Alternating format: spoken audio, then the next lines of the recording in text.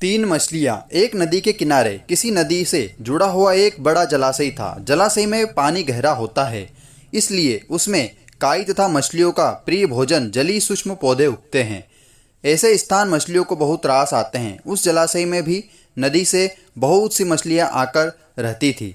अंडा देने के लिए जो सभी मछलियां उस जलाशय में आती थी, वह जलाशय लंबी घास व झाड़ियों द्वारा घिरा होने के कारण आसानी से नजर नहीं आता था। उसी में तीन मछलियों का झुंड रहता था। उनके स्वभाव भिन्न थे। अन्ना संकट आने के मिलने के लक्षण मिलते ही तुरंत टालने का उपाय करने में विश्वास रखती थी। प्रत्यु कहती थी कि संकट आने पर ही उससे बचने का प्रयत्न करो। यद्दा का सोचना थी कि संकट को टालने या उससे बचने की बात बेकार है।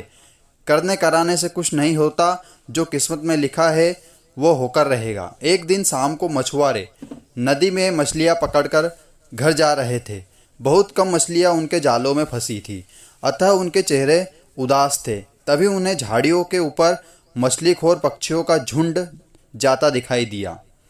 सबकी चोंच में मछलियां दबी थी। वे चौंके। एक ने अनुमान लगाया, दोस्तों लगता है झाड़ियों के पीछे नदी से जुड़ा जलाशय है, जहां इतनी सारी मछलियां पल रही है।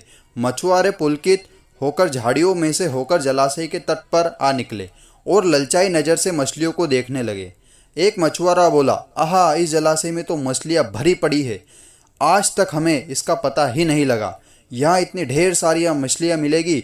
दूसरा बोला। तीसरे ने कहा, आज तो शाम घिरने वाली है, कल सुबह ही आकर यहाँ जाल डालेंगे। इस प्रकार मछुआरे दूसरे दिन का कार्यक्रम तय करके चले गए। तीनों मछलियों ने मछुआरे की बात सुन ली थी। अन्ना मछली ने कहा, साथियों, तुमने मछुआरों की बात सुन ली है। अब हमारा यहाँ रहना खतरे से खाली नहीं है। खतरे की सूचना हमें मिल गई है। खाली समय रहते अपनी जान बचाने का उपाय करना चाहिए। मैं तो अभी ही इस जलाशय को छोड़कर नदी के रास्ते नदी में जा रही हूँ। उसके बाद मछुआरे सुबह आए, जाल फेंके। मेरी बला से तब जक मैं तो बहुत दूर अटखेलियाँ कर रही होंगी। प्रत्यु मछली बोली, तुम्हें जाना है तो जाओ, मैं तो नहीं जा रही। अभी खतरा आया कहाँ है जो इतना घबराने की ज़रूरत है।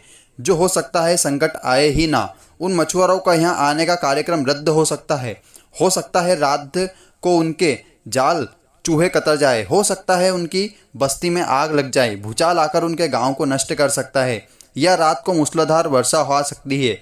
बाढ़ में उनका गांव बह सकता है, इसलिए उनका आना निश्चित नहीं है। जब वह आएंगे तब की तब सोचेंगे। हो सकता है मैं उनके जाल में ही ना फंसूं। यद्दी ने अपने भाग्यवाती बात कही। भागने से कुछ नहीं होने का है। मछुआरों को आना है तो वो आएंगे, हमें जाल में फंसाना है तो हम फंसेंगे। किस्मत में मरना लिखा है तो क्या किया जा सकता है। इस प्रकार अन्ना तो उसी समय वहीं से चली गई। प्रत्यु और जद्दी जलाशय में ही रही। भोर हुई तो मछुआरे अपने जाल लेकर आए और लगे जलाशय में जाल फेंकने और मछलियां पकड़ने। प्रत्यु ने संकट को आए देखा तो लगी जान बचाने के संकट सोचने। उसका दिमाग तेजी से काम करने लगा। आसपास छिपने के लिए कोई खोखली जगह भी नहीं थी। तभी उसे याद आया कि उस जलाशय में काफ़ी दिनों से एक मरे हुए ऊदबिलाव की लाश पड़ी रही है। वह उसके बचाव के काम आ सकती है। जल्दी से उसने उस लाश को मिल गई। लाश सड़ने लगी थी। प्रत्यु लाश के पेट में घुस गई और सड़ती लाश की सड़ांध अपने ऊपर लपेटकर बाहर निकली। कुछ ही देर में मछुआरों के जाल में प्रत्यु फंस गई। मछुआरे ने अपना जाल खींचा और मछलियों को किनारों पर जाल से पलट दिया।